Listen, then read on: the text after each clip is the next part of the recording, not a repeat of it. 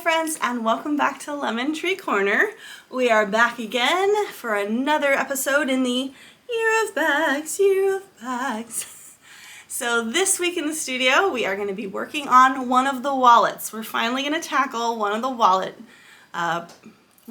patterns, which I've been afraid of. I'm not sure why I've been afraid of them, but they just seem very bulky. So here's what we're going to do. So on vacation, because I was using that smaller bag, my bigger wallet, my longer wallet doesn't fit in that. So I was using this old wallet that I have, but it's cracking and falling apart.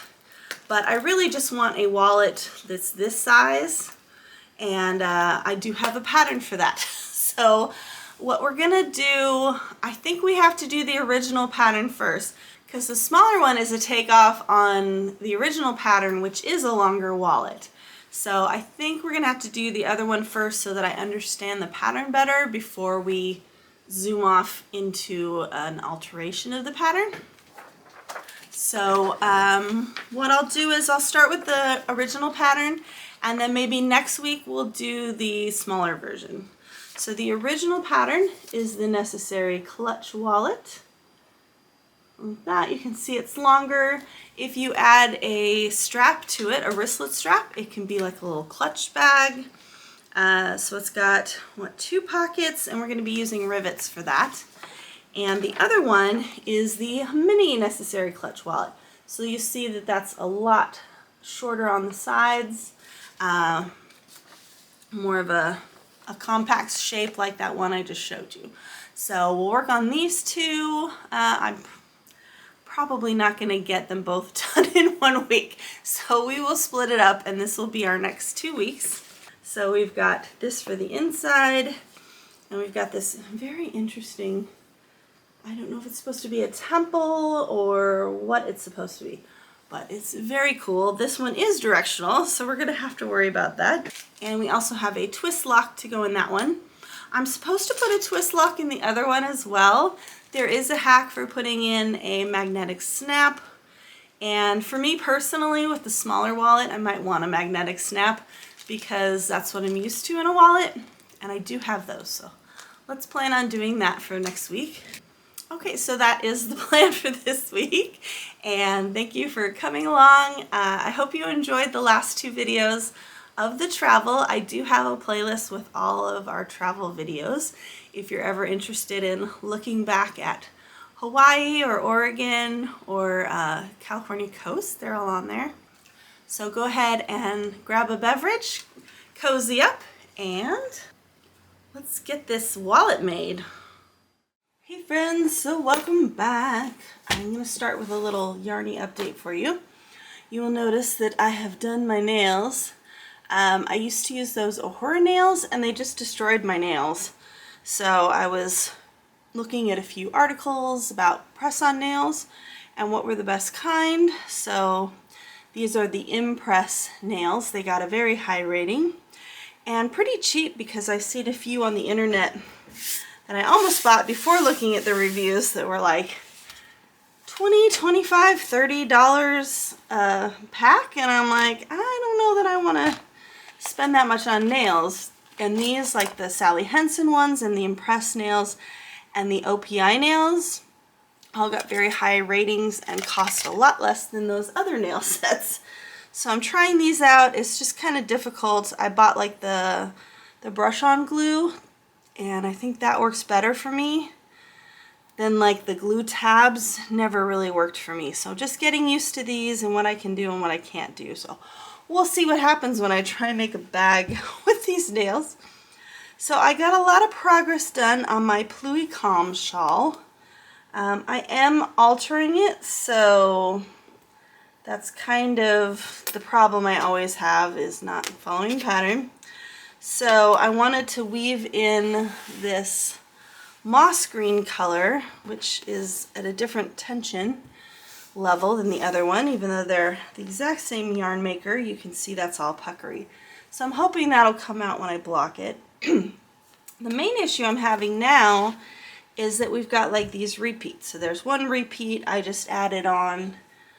The moss is the beginning of it. So you got that repeat, this repeat, And then I have a whole nother one to do. I think I have 2 to do, but I'm not gonna have enough yarn for that. I mean, this is basically, I'm like halfway done with the pattern here and a little bit.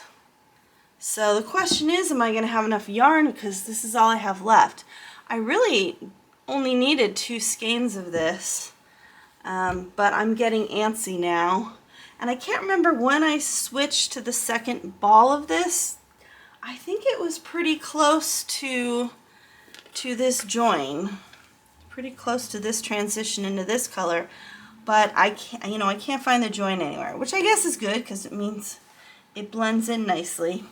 But I think it was like this much short, so I'm not sure what that's going to mean for me when I get down to the mirror image of this. I might be doing a couple more rows of this at the end. You know, it's just that fear, but we're getting there on this one, so that's good. Just have to do a little more work on that one. Oops. Put my hook back in there.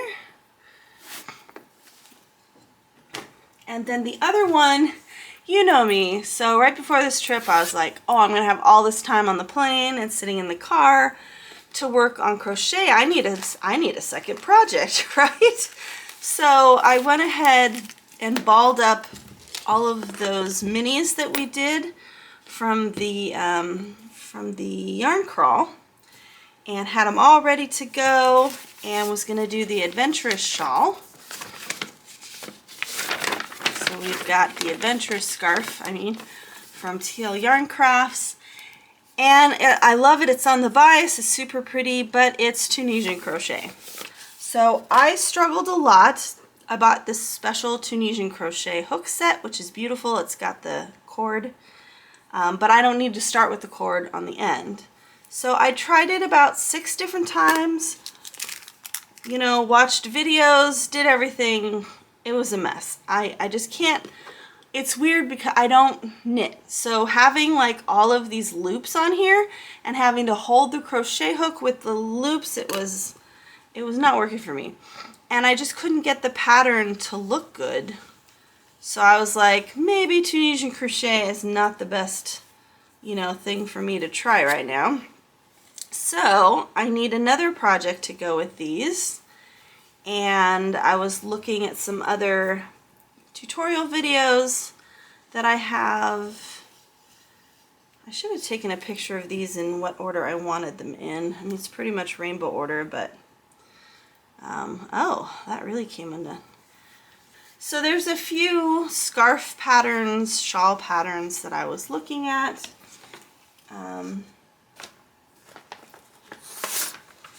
One of them being the Secret Meadow shawl is very pretty, and it kind of has the same ribbing texture.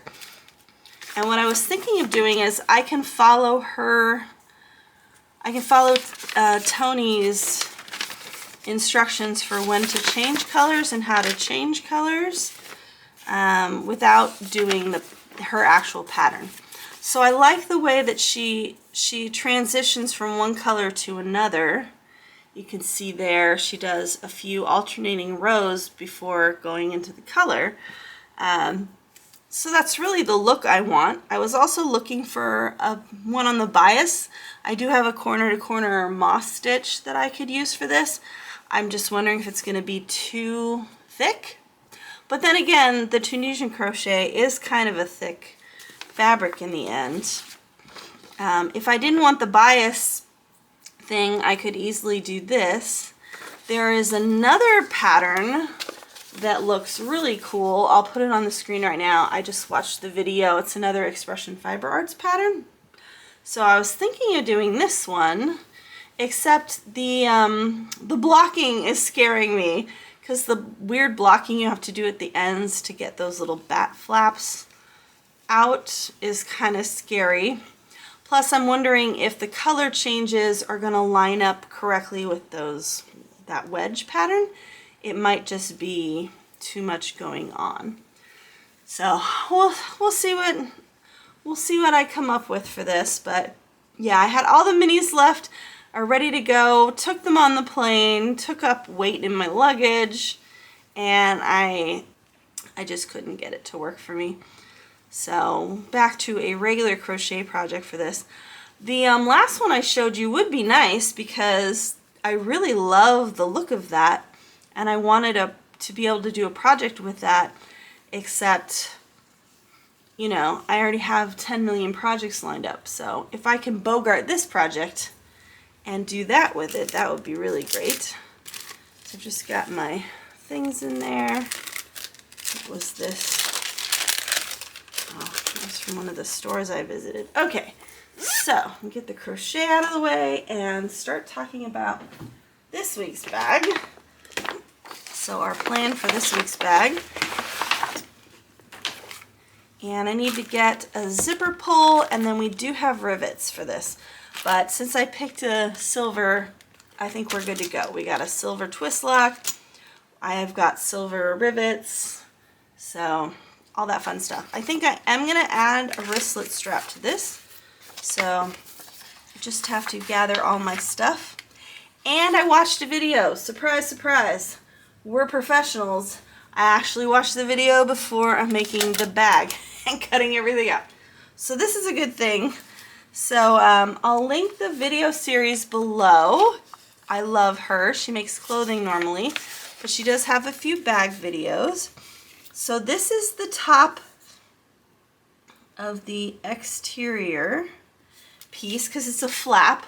So, you know, she goes into great detail in her tutorial of how she does these, and I think it's great. And if this is the lining, this is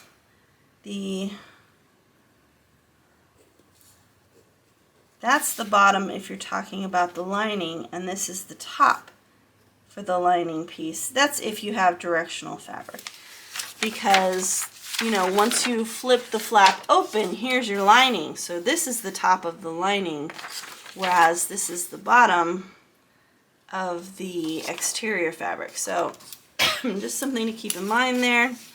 I'm going to skip all of this because I find the wallet challenging enough without adding this into the mix. So these are just all accent pieces that you can add to your bag or to your wallet, and I'm not even going to do those. And one thing that she did in the video, which I really liked, is she does this two different ways. So we've got our overlapping pieces here. So we're going to make one big piece. But what she does in the video is she does a second one and cuts it in half and gives herself a 1/2 inch seam allowance. So for directional fabric and for the lining, because she wants to leave a hole in the middle of the lining to turn it. And I don't know why that's not in the pattern itself, but I love that idea. So that's what we're going to do here. We're going to piece it together the way she wants, and I'll show you what that looks like right now.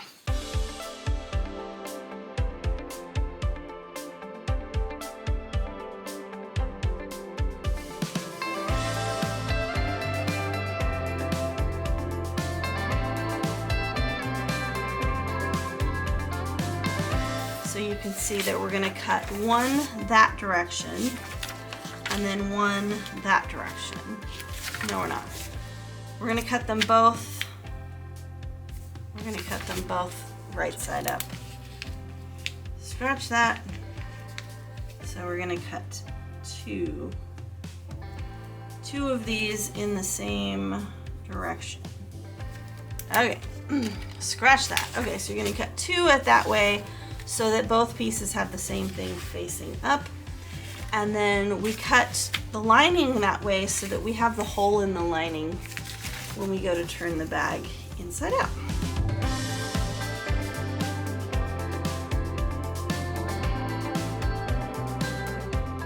Okay, so now we're going to mark our card slots and do our press and fold. If you watched that video we did on the Maya wristlet, this is pretty much the exact same technique that we're going to be doing here. So we've got our measurements here. We're going to go by, I'm going to mark with a friction pen, but when we go to iron this down, I have to be careful not to mess up the marks I already did. We've got 2 card slots here because they're going to eventually be sewn together, so they'll be on either side of the wallet. So it's kind of cool the way this comes together.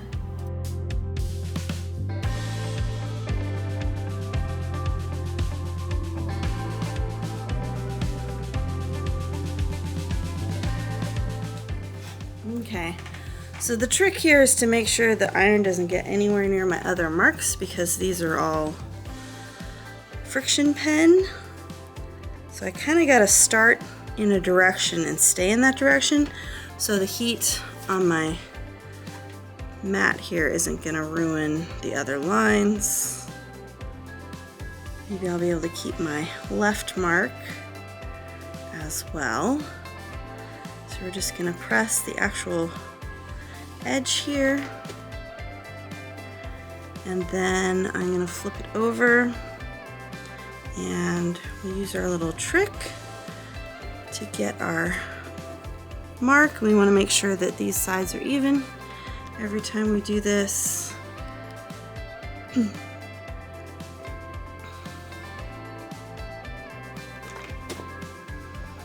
And then I'll go back and press it again without the ruler just to get that more crisp line. And we'll just continue till we have all of our creases.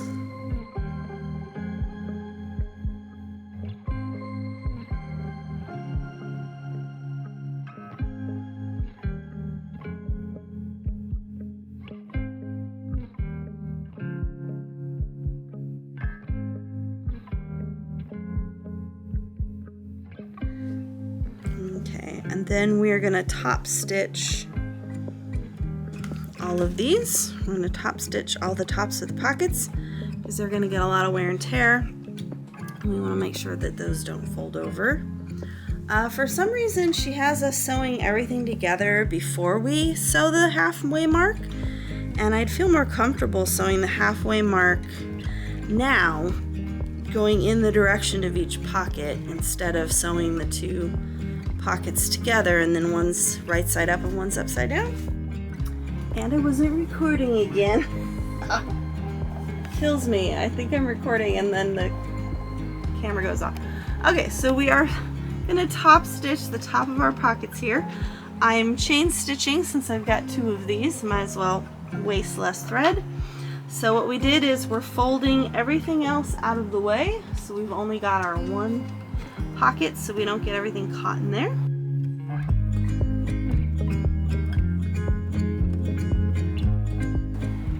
And so I'm also going to do the center at this point. So I'm going to sew it from this direction so that I'm sewing down so I don't get anything caught. And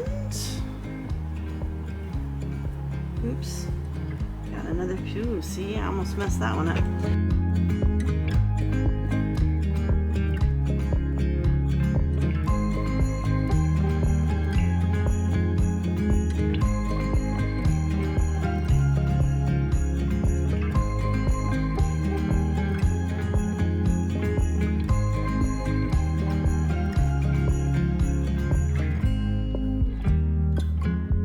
Okay, so we have to trim these down first. So they should be 4.5 inches tall. So mine are obviously more than that. So we want to cut off whatever excess we have on the bottom here. Okay, I have trimmed my pieces. So now it's time to sew them together. You want to make sure that the card slots are going the right direction, which mine obviously are not. So we've got our card slot openings on different directions. So this is the bottom. I'm going to sandwich this together and sew them together at 1/4 of an inch. And then we're going to press this open.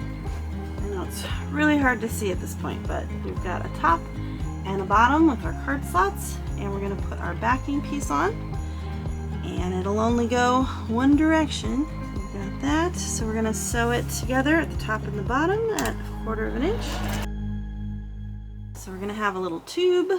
We have a tube, and then we are gonna flip this tube inside out. This is where the nails pose a problem for me. And then we are gonna press these seams open, roll them and press them, and then we have our card pocket. Okay, time to start on our zipper.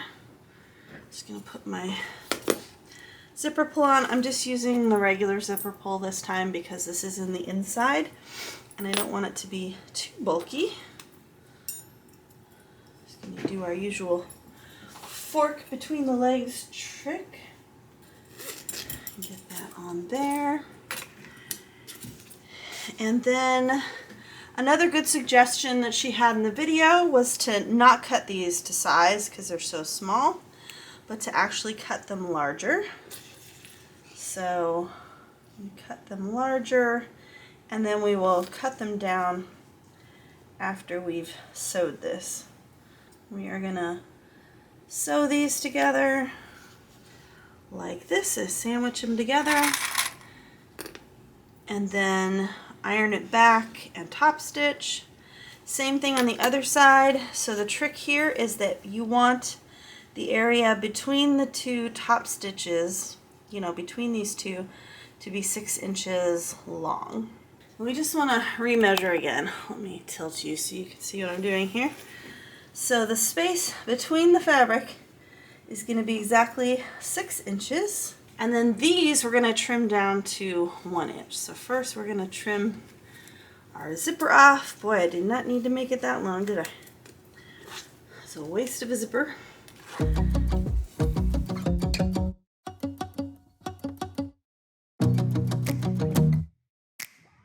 And that's a lot more exact than we would have been able to get it if we had started with these little teeny pieces.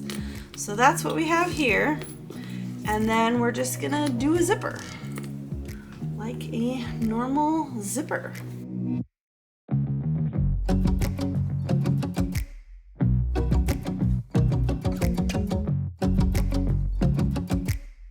then we're gonna put our lining inside. And it's open, and we're not gonna worry about that right now. We're gonna get our zipper tabs poked out here, and then we're gonna press this nice and flat. Okay, so normally we would have sewn this across, but we're gonna wait and put a rivet in this when we get to that point. And then we've got our, it's the prettier side there. I think that's the prettier side. We've got our D-ring connector, which is way longer than it needs to be. So we got these pieces out of the way. It's opening up. Okay, so now we are going to go back a few pages and tackle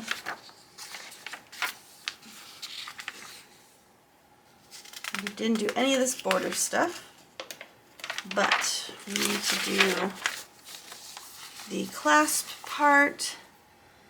So we're going to need to cut the Decoville heavy at this point. We also have a piece of stabilizer for our twist lock, so we'll get a teeny piece of Peltex for that.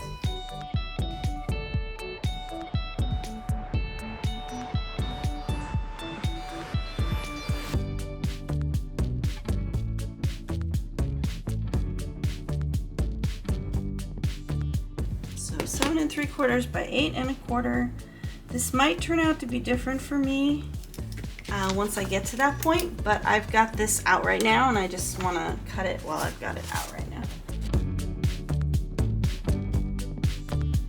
Alrighty, so the next thing we're going to do is we're going to sew our flat pieces together.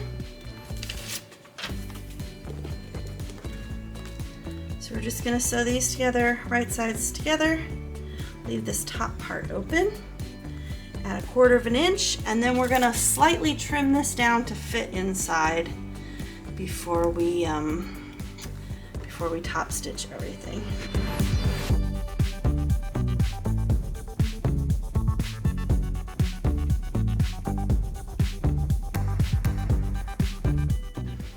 Okay, so now this is going to be a little too big.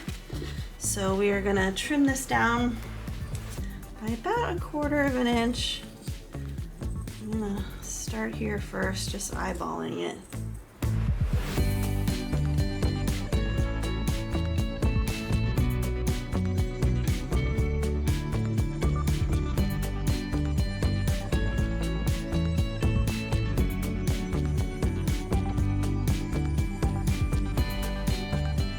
If you've been with me before, you know these are not my favorite things. I'm gonna get out my glue. Okay, so this is the most stressful part to me. In the next one we do, the little one, I am gonna do this as a magnetic snap instead. There's really no reason to have a twist lock. I think if you were gonna make this more of a clutch, it makes more sense to be a twist lock, but definitely doesn't have to be. If this stresses you out, you can just turn it into a magnetic snap, make all your problems go away.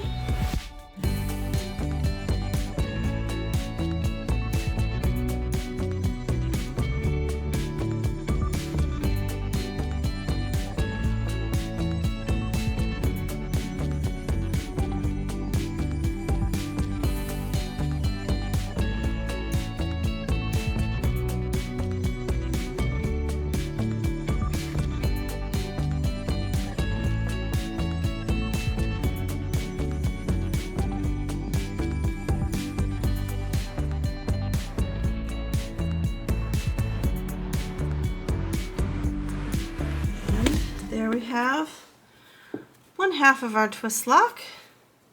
Yeah, we gotta install the other part of the clasp on this piece before we sew these two pieces together.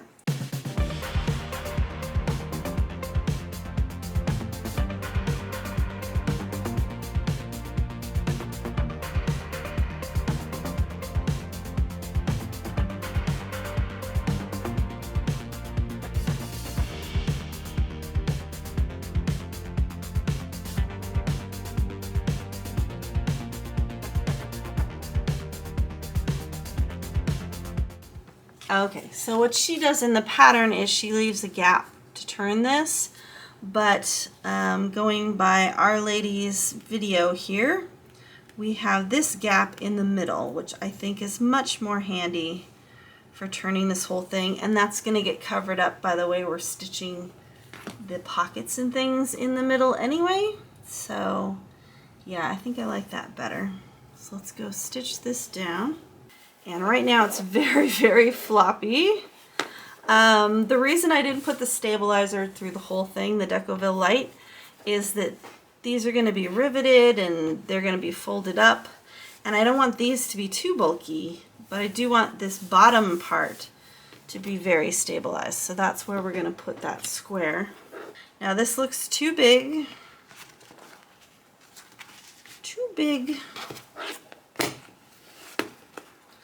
Basically going to be from here to here, so it looks like I'm going to have to cut that down a little bit. Are we top stitching? Let's see. Oh no, I sewed the flap on the wrong direction. How did I do that?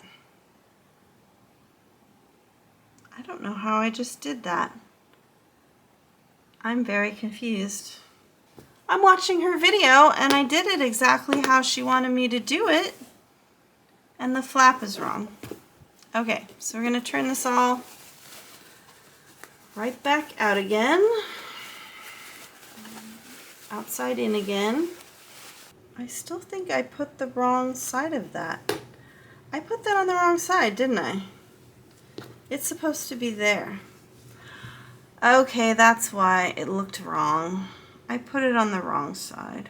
Well, that's not good. Oh man. Oh man, I put the twist lock on the wrong side. Okay. Oh, that just kills a little bit of my soul there. So I'm gonna have to seam rip this entire thing. Part of me feels like just start with another piece of fabric. Now here's the question. Do we just cover up these 2 holes? Can we do this? I mean, if it's my wallet, do I really care that I have 2 holes in there? Not really, right? It's going to be hard for me to line up the other one, though.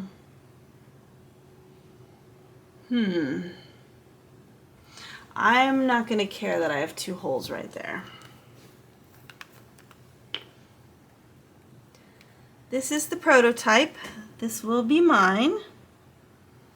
And we're just going to cover those up and let them heal. Won't be that big of a deal. I don't want to start all over again. One eternity later. Okay, so the concept here is that this would fold up and this would fold over. Yay, and they're both on the outside now. Okay. Ah, phew. Okay. Alrighty, so we're getting there.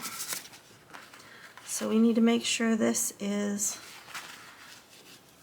the right size for that.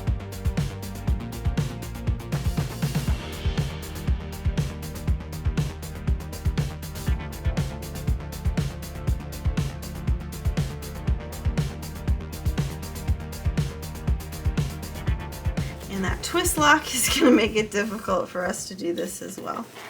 But we're going to just make sure that it is centered in here. And then I'm going to sew it down. I feel a corner pulled up here. Okay, just going to sew that down, or iron it down. Alright, so that just provides a little extra stability in this piece for us. But it's still not like totally stiff. Like if we had put the Peltex in here, I feel like this would have been too stiff. So now that comes down like that, and that's what our finished wallet is going to look like. And now we just have to sew all the inner pieces in here. So we're going to start with our card slot pieces like this. And we're going to just make sure that crease lines up with that crease.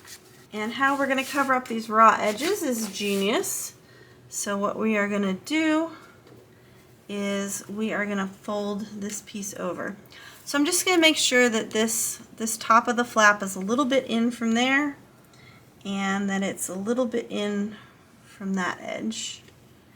And then we're just going to fold these over. Make sure this lines up with that. Gonna use some clips. This is where, like, if this was Peltex, this would be so thick at this point. I'm glad I did not use Peltex. And we're gonna be sewing in these edges. It's hard to do with the twist lock in there. This is looking so cool. So now we're gonna put our zipper pocket in. And I'm going to want that right here on this side. So we have to find the center. And we're just going to like nestle it in here, center it in there. And then we're going to use that long stitch length again and sew through all the layers. I'm going to go back to using a pink on top and a blue on the bobbin so that we don't see this stitching at all.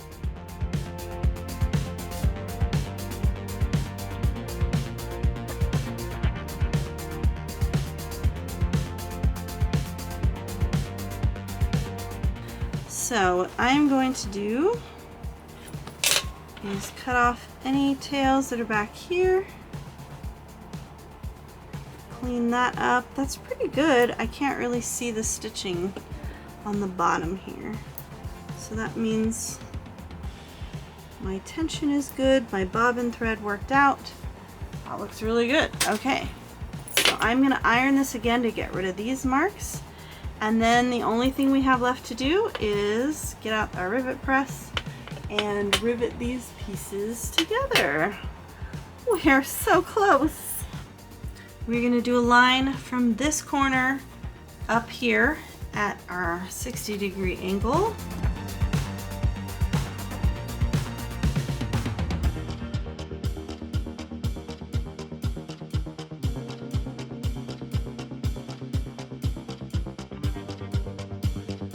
So what we're basically doing is pinching this like that and like this and pinching it around here. Now this is going to be difficult for us to do the rivet press because we have to poke the holes first and then line up the holes again and rivet all of this. So that's going to be the hard part here. So if you don't have a rivet press, what you can do is you can sew right here. This is pretty thick though. This is like a chunky amount of stuff going on here. So you just gotta make sure your sewing machine can handle that. Otherwise the rivet press is much better for that. Okay, it is rivet press time. So now that we have our things, focus. Now that we have our things pinched here, we're going to kind of fold this under so that we've got like a nice clear area. And we got to poke our hole. Oh, that's so heavy before we do our rivet. So she went about 1 inch down and 1/2 inch over because you want to make sure you catch everything in this punch. I have to stand up for this.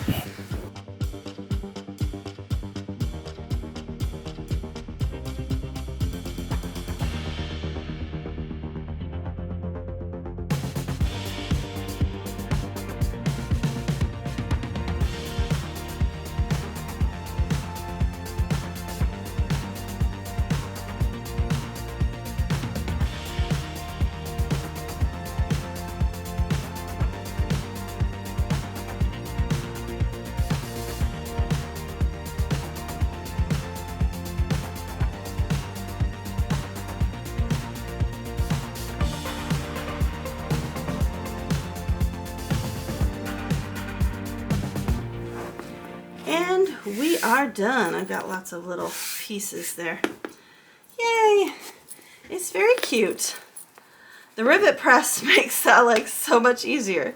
So we're basically going to take these lines, we're going to kind of fold over at these lines. I have all my whole pieces stuck to my bag. So we're going to fold on those lines. That little rectangle that we had. And then we're going to fold this up and we've got our bag. That looks kind of loose. Yeah, for some reason I don't like the twist lock on here. I don't think it really needs a twist lock.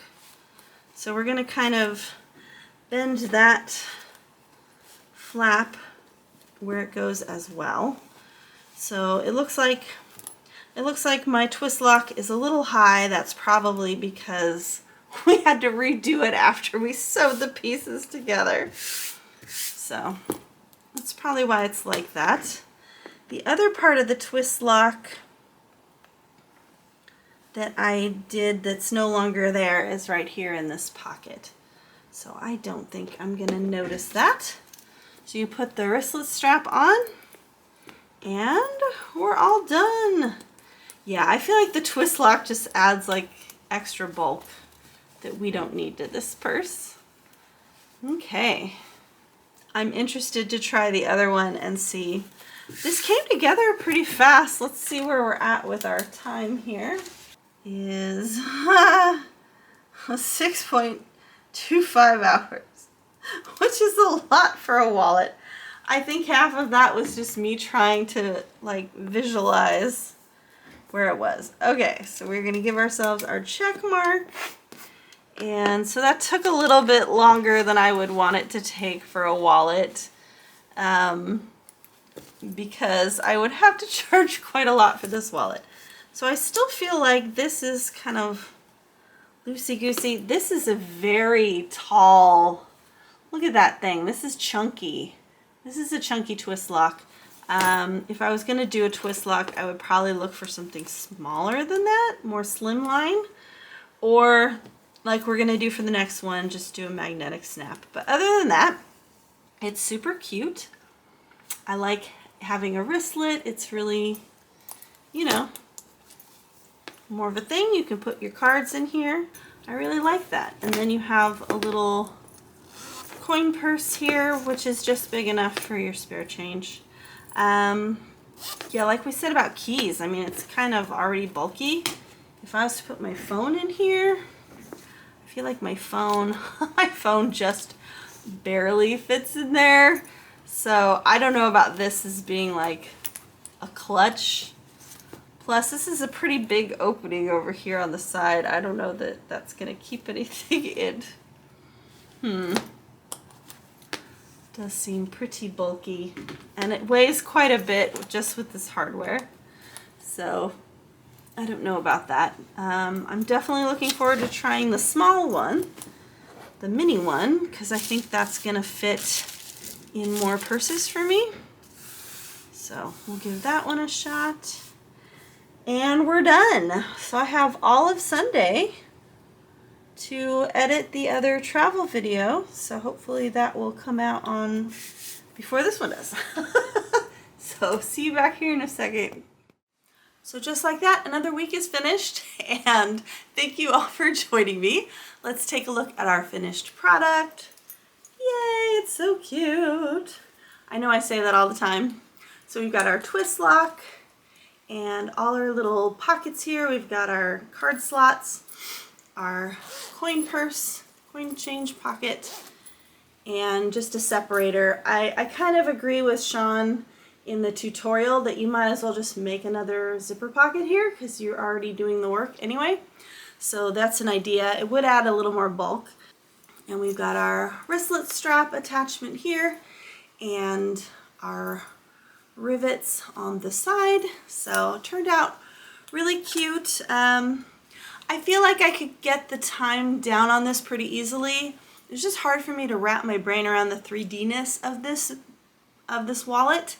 And because I messed up and redid it, all that time was included in my final time. So I feel like I could cut that down quite a bit because it is this totally cute purse to make. I'm just not sure about the sides here. Let me do the other side. The side and this, the flap is kind of, I don't know. I don't think the flap goes down far enough, but it couldn't go any farther than that. So just a few questions to myself here. Oh, it could go down a little bit farther. So I feel like if it had gone down a little bit farther, it would be tighter and not as loose up at the top. So that's one thing for me to note in the pattern. I did give this pattern a B. I felt like it was pretty good, especially with such a detailed tutorial series from Sian and all the things she already modified for us that I really liked how she modified and included a lot of those in here. So that's good. You'll notice the nails are gone. They lasted a little over a week. I was trying to make them last to the outro, but they started coming off last night, so I just went ahead and took them all off this morning. So that's it for the nails. I'm going to give myself a break for a week, and then we'll try one of the other nail sets. But overall, I think they did pretty well. It's just getting used to having long nails and being careful with what you do, you know. A lot of them started peeling off at the cuticle, and I just kind of tipped them open, shoved some glue in there with my glue brush, and re-glued them down, and they've lasted this long, so that's good. And I think that's it. So next week we are gonna make the mini version of this and get that all ready to go. And thank you for joining me. I love it when you come and spend time with me. It makes me feel so good.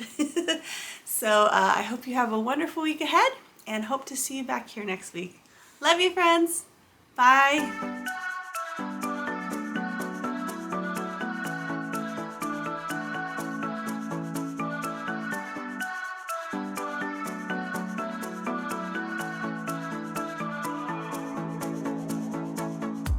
This time